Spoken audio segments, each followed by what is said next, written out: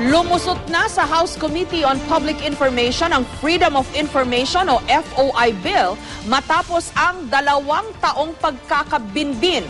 Layo ng FOI Bill na maging mas madali ang pagkuha ng publiko ng impormasyon mula sa gobyerno. Pero marami pang pagdadaanan ng panukala bago ito maging batas, habang 10 araw na lang ang natitirang session days ng mga mambabatas bago ang kanilang Christmas break. May report si Jamie Santos. 17 voted in favor of the motion, 3 against and 1 abstention. The motion is carried. Matapos ng mahabang balitaktakan, inaprobahan ng Committee on Public Information ang kontrobersyal na Freedom of Information o FOI Bill.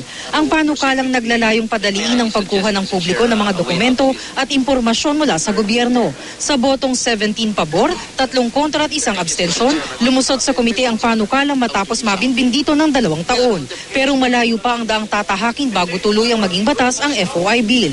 Matapos gawin ng committee report, ipapasa na ito sa plenaryo kung saan muling tatalakayin at pagbobotohan sa ikalawa at ikatlong pagbasa bago ipadala sa Senado.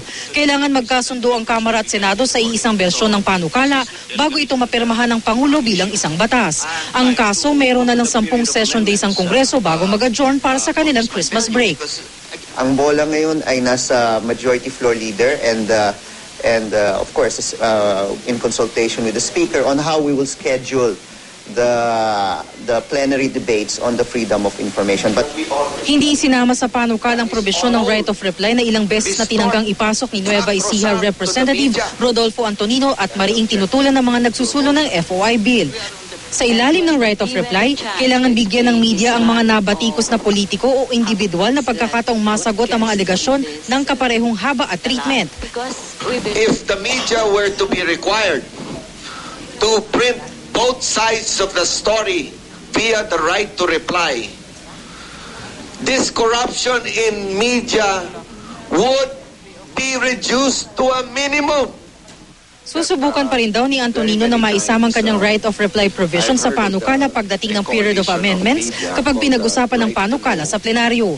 Sa Senado, sinabi ni Senador Gringo Honasan, chairman ng Senate Committee on Public Information and Mass Media, pipilitin daw nilang mapabilis din ang pagpasa ng FOI Bill.